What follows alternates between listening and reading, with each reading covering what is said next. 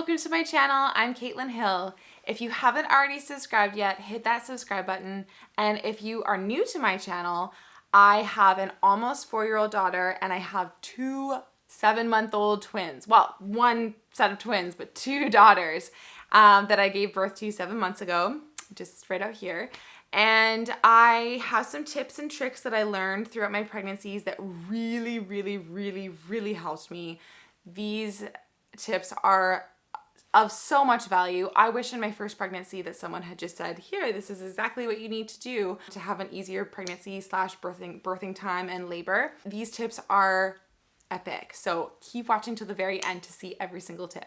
Okay, so number 1, the most important thing is to listen to your body and listen to your babies. Over time, we've been so conditioned to seek validation from outside sources. It's really important to know that there is no one size fits all for anybody.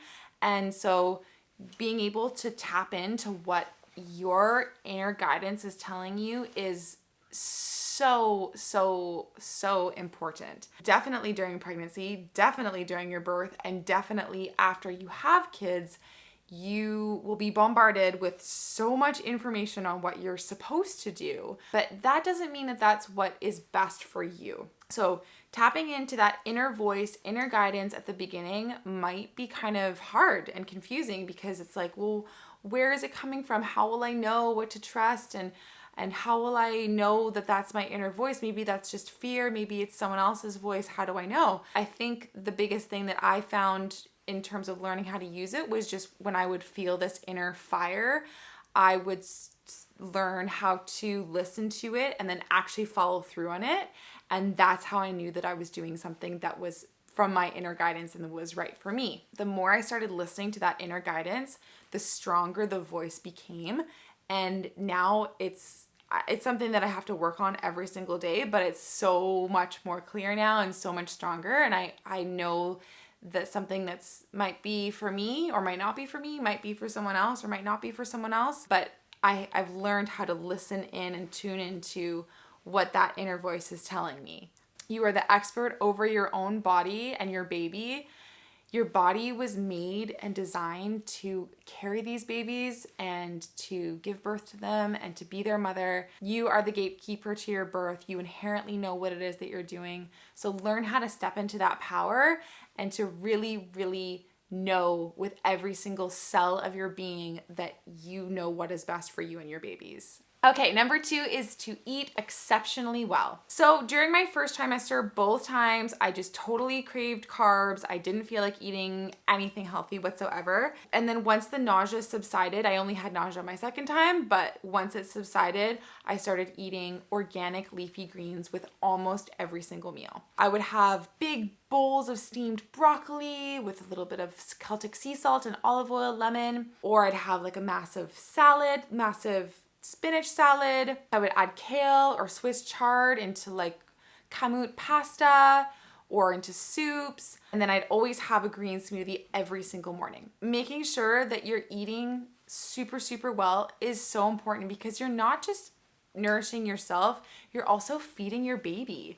And this is, to me, is setting up their bodies and their own health blueprint forever. Staying away from any junk foods. Adding Celtic sea salt to just 1 glass of water a day helps to remineralize your body. And it's super important to be conscious of where your water is coming from. You know, what is it? 70-80% of your body is made up from water. So you want that to be toxic-free water, free of chlorine, fluoride, all of the bad things. And also you want to drink a lot of water because that is going to help maintain your amniotic fluid levels, especially in the end. I was like drinking so much water. Not too much water, but enough water that I knew that I wasn't like, I never wanted to feel actually dehydrated. And this also goes into number 3 on this list, which is supplements.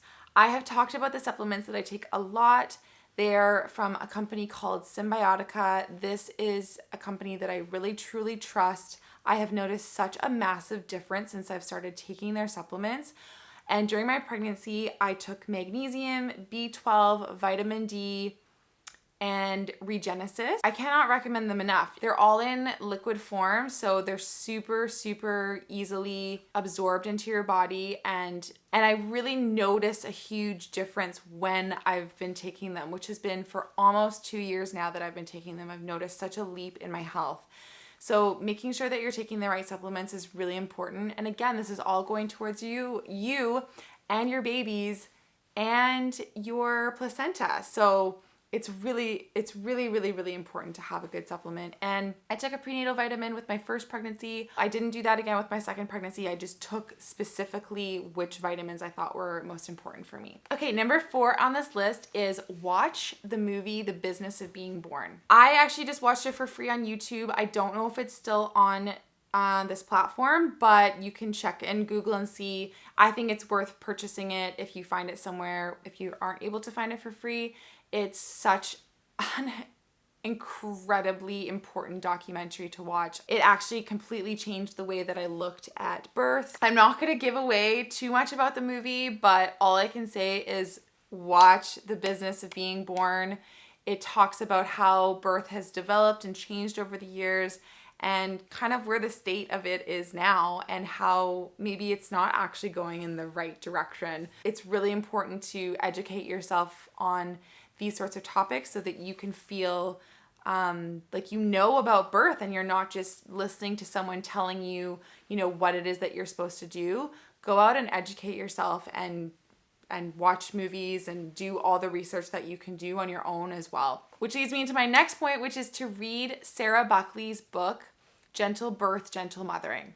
If I could recommend one book to read, it is absolutely this book. I love the way that Sarah Buckley talks about birth. She's an obstetrician who has had 4 home births herself, one of them being unassisted. I love that she just lays out all of the facts for you to kind of make your own choices yourself, and also from her personal experiences, why she chose the things that she chose, and she talks about her births, and it's just such an important book to read. I cannot recommend this book enough. Her biggest message for birth is, just like mammals, human beings need to birth private, safe, and unobserved. And that message is so deeply ingrained in my brain now. I listen to so many of her podcasts. I just literally looked on Spotify, Sarah Buckley podcast, and I just listened to everything she said. I just wanted to eat all of her words up. I love her message so much. Okay, number 6 on this list is Spinning Babies. Okay, this website helped me so much. So all you have to do is go to spinningbabies.com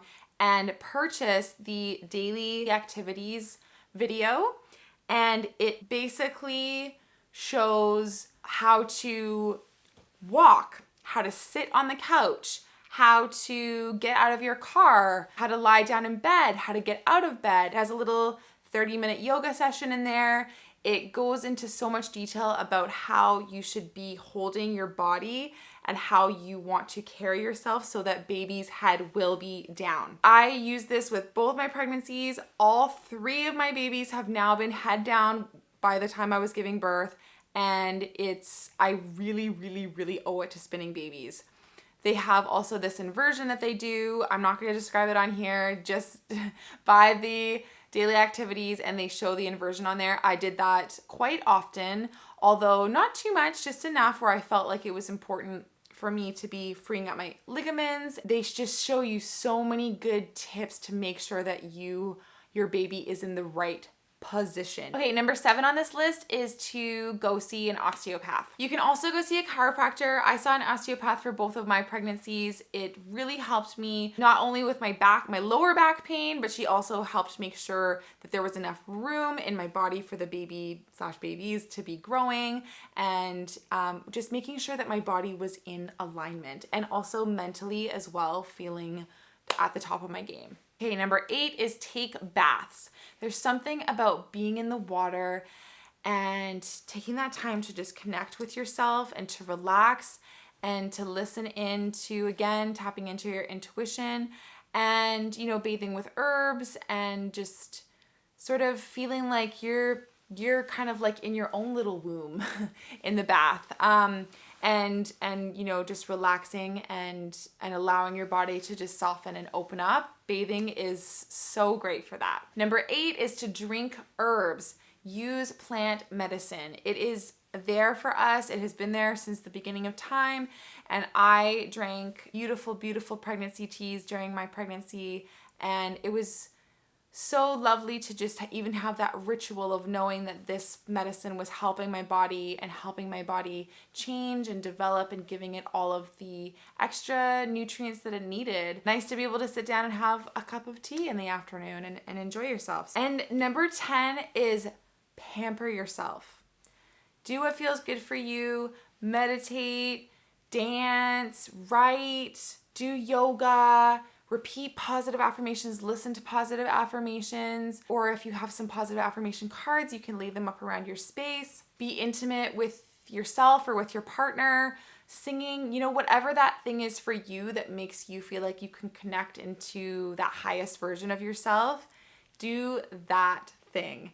And the more that you feel good and you take yourself to that place of feeling good, the better you're going to feel in your body, the less stress you're going to feel, and obviously your baby feels everything that you feel. So it's great that it's really important to make sure that you're taking yourself there. Taking care of yourself, eating right, listening to your intuition, this is all an investment in your future and your baby's future. So take this time to really nourish and sink in, enter your center, and listen to the guidance that's being given to you. And enjoy this time, mamas. It's so, so sacred.